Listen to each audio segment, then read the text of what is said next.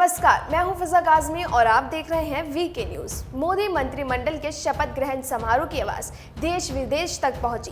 धीमी शाम, हजारों वीवीआईपी लोगों की भीड़, सभी को बेसब्री से इंतजार था तो बस नरेंद्र मोदी के शपथ लेने का।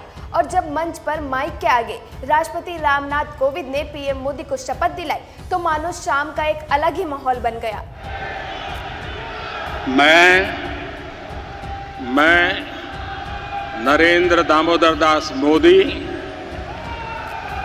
ईश्वर की शपथ लेता हूं कि मैं विधि द्वारा स्थापित भारत के संविधान के प्रति सच्ची श्रद्धा और निष्ठा रखूंगा।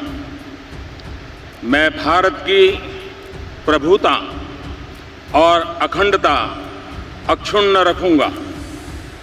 मैं संघ के प्रधानमंत्री के रूप में अपने कर्तव्यों का श्रद्धापूर्वक और शुद्ध अंतःकरण से निर्वहन करूंगा तथा मैं भय या पक्षपात, अनुराग या द्वेष के बिना सभी प्रकार के लोगों के प्रति संविधान और विधि के अनुसार न्याय करूंगा। मैं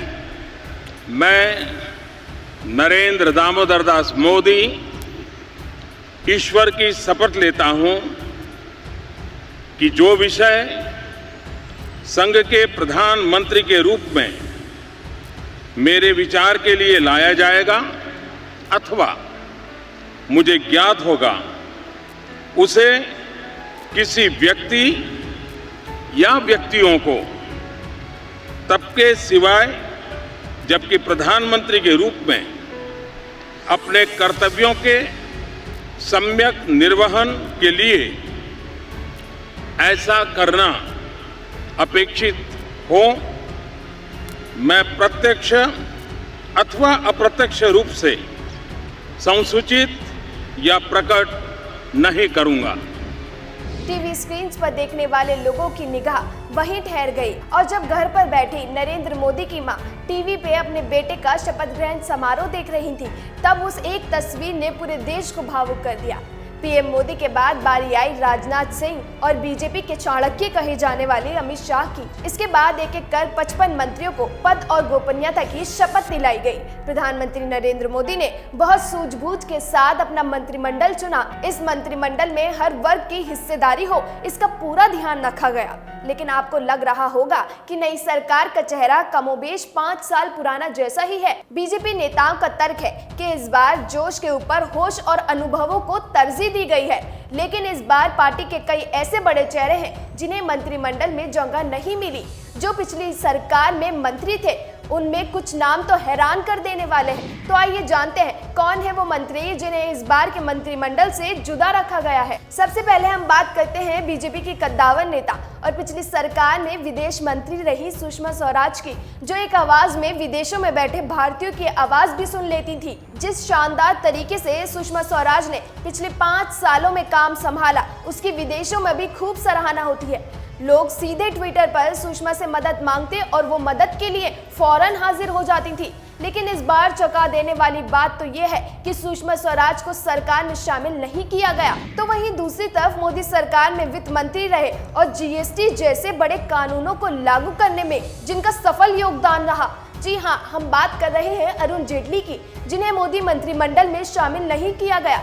हालांकि उन्होंने पहले ही सेहत का हवाला देते हुए पार्टी में नए कार्यभार की जिम्मेदारी संभालने से इनकार कर दिया था। तो वहीं पार्टी के लिए जी जान से मेहनत करने वाले महेश शर्मा हैं, जो एक बार फिर उत्तर प्रदेश की गौतम बुद्ध नगर सीट से चुनकर संसद तो पहुंचे और जिन्होंने पिछली सरकार में केंद्रीय पर्यटन और सांस्कृतिक मंत्रालय संभाला, पर उन्हें इस बार मंत्रिमंडल से वंचित रखा गया।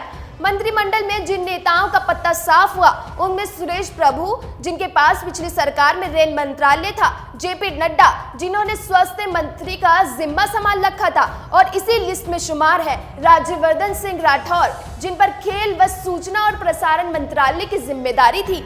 तीनों ही मंत्रियों को नई कैबिनेट से दूर रखा गया। तो वहीं बीजेपी की फायर ब्रांड नेता उमा भारती को भी नई सरकार में जगह नहीं मिली। पिछली सरकार में उमा भारती केंद्रीय मंत्री थी, तो वहीं लालू यादव की बेटी को पाटलिपुत्र से हराने वाले रामकृपाल यादव को चुनाव में जीत तो मिली और वो संसद भी पहुंचे, लेकिन उन्हें नई सरकार के मंत्रिमंडल का हिस्सा नहीं बनाया गया। और लिस्ट अभी यही खत्म नहीं होती। कन्नौज लोकसभा सीट पर बीजेपी का परचम लहराने वाले अनंत कुमार हेगड़े को भी इस बार मंत्री पद से नहीं नवाजा गया।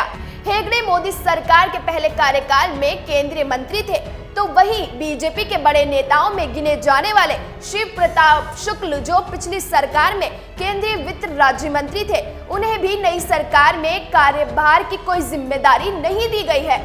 तो वहीं पिछली सरकार में केंद्रीय मंत्री रही मेनका गांधी को भी मंत्रिमंडल में कोई जगह नहीं मिली। राजनीति में दोबारा पारी खेलने वाली बीजेपी ने कई गुणा भाग लगाकर नई टीम तैयार की, जिसमें कई नए लोगों को एंट्री मिली तो कई पुराने चेहरों को मंत्रिमंडल में शामिल नहीं किया गया। देश और दुनिया की तमाम बाकी खबरों के लिए आप देखते रहिए वीके न्यूज। और अगर आपको वीडियो पसंद आया हो तो उसे लाइक करें, शेयर करें और हमारे चैनल को सब्सक्राइब जरूर कर लें। शुक्रिया।